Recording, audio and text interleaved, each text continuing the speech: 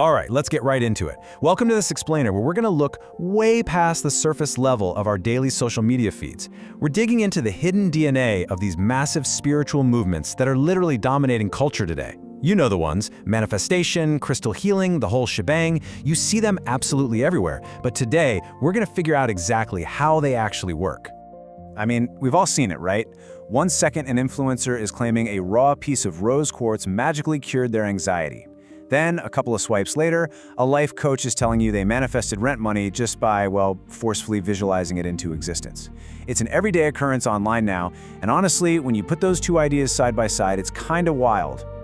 But it really makes you wonder, where do these incredibly popular yet seemingly totally different concepts actually come from?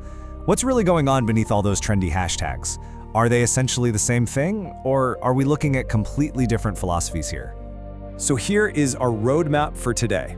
We'll start with the wellness feed demystified, move into New Age as a spiritual buffet, then check out New Thought as metaphysical Christianity, uncover their shared underlying DNA, and finally, we'll tackle the burden of manifestation. Okay, part 1, the wellness feed demystified. Let's set the stage.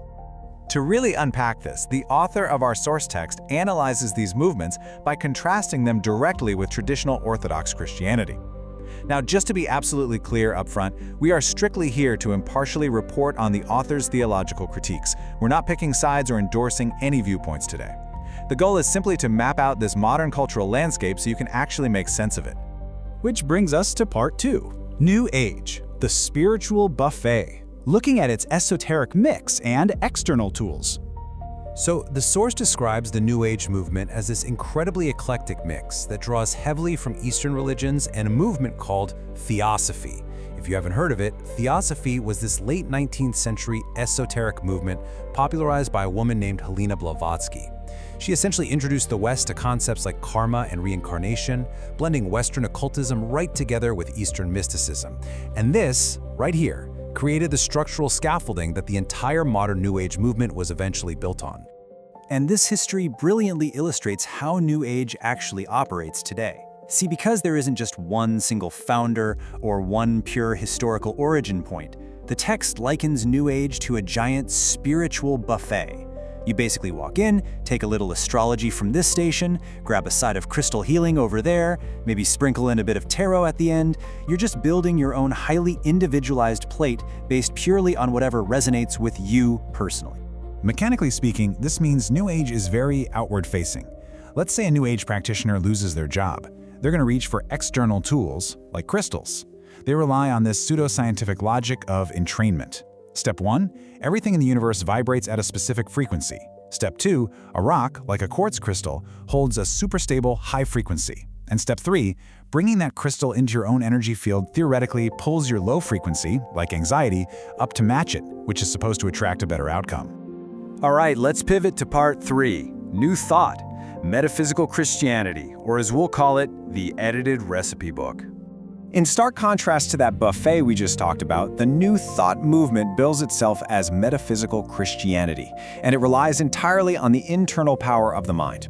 The author uses this fantastic analogy here. New Thought is kind of like taking an old traditional family recipe book, sitting down with a red pen and aggressively crossing out all the original ingredients, but keeping the cover exactly the same. It uses all the familiar Christian vocabulary, words like God, Jesus, and prayer, to legitimize itself, but it completely changes their definitions. So understanding this exact split is crucial. New Age looks outward, right? To esoteric tools, crystals, cosmic vibrations to fix a problem, like a lost job. But New Thought, it looks strictly inward. It uses sheer mental discipline, affirmative prayer, and the law of attraction to literally command reality into existence from the inside out. But wait, here's where it gets really interesting. Part 4, the shared underlying DNA and redefining reality. This is where the author slams these two diverging paths right back together. Because despite looking totally different on the surface, one's using rocks, the other's using raw thoughts, they secretly share this profound foundational DNA. The text argues that both systems completely redefine the core pillars of Orthodox Christianity. They turn the Bible into a mere metaphysical allegory, or just treat it as one of many useful texts, and they erase the traditional concept of sin entirely, rebranding it as either just a low vibration or simply spiritual amnesia. What's really fascinating here is how both of these movements handle the figure of Jesus. Instead of being a unique savior, Jesus is effectively demoted. In New Age, he's an ascended master, basically a highly successful spiritual life coach hanging out with peers like Buddha. In New Thought, he's known as a way shower, the ultimate case study of human potential. Because listen, in these systems, you don't actually need rescuing from the outside. You just need to wake up and realize what you are already capable of on the inside. And that leads to a total, complete redefinition of God. It is perfectly summarized by this incredible quote from the source: "God is the vast ocean, and every human being is a cup of that exact same water." Think about it. In traditional religion, the human is on a little boat, praying to the vast ocean to calm the storm. But in these movements, you realize you are the ocean, just temporarily contained in a cup. You don't pray to the water, you command the waves, because you literally share its exact nature. So let's look at how this builds a completely new worldview. Both of these movements functionally rely on self-deification. They reject any idea of a final judgment or exclusivity. They completely erase an external, holy God in favor of massive, non-denominational inclusivism. They elevate this idea of living your truth as the absolute, untouchable central rule of life. And crucially, they both ultimately rely on manifestation logic, pushing this idea that your internal, mental state directly and physically dictates your outer reality. Which brings us to the climax of this explainer. Part 5, the burden of manifestation, the dark side of being your own creator. The author points out something really profound here. In an attempt to escape the rigid external structures and authorities of traditional religion, both of these movements end up doing something incredibly heavy. They place the heaviest possible burden entirely on the individual. Think about it. If you are your own creator, yes, you are the ultimate authority. But the ultimate authority comes with the ultimate blame. It's a complete inversion of the traditional model. In Orthodox Christianity, the burden of salvation, the job of fixing a broken world, rests squarely on the shoulders of a deity.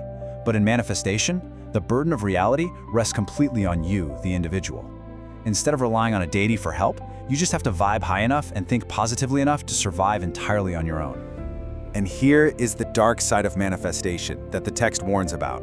If you truly are the creator of your reality, well, what happens when things go wrong? Your sickness, your financial struggles, or even just losing a grocery store parking spot, it is entirely your fault. It's because your vibrations were too low, or you accidentally let negative energy in, or you just doubted yourself for a second. It is an utterly exhausting way to view the world, honestly, because you can never just be a normal human experiencing hardship. In this system, you are a failing God. So, why does all of this actually matter to us? Well, having this mental map is incredibly valuable. It takes that random, sometimes confusing flood of internet wellness trends you see every single day and reveals the massive theological claims operating right beneath the surface. You aren't just looking at a pretty crystal or a positive affirmation quote on Instagram anymore. You are looking at a profound, incredibly heavy philosophy about human nature, divinity, and the real psychological weight of living your truth. We want to leave you with this final, provocative thought right from the source material.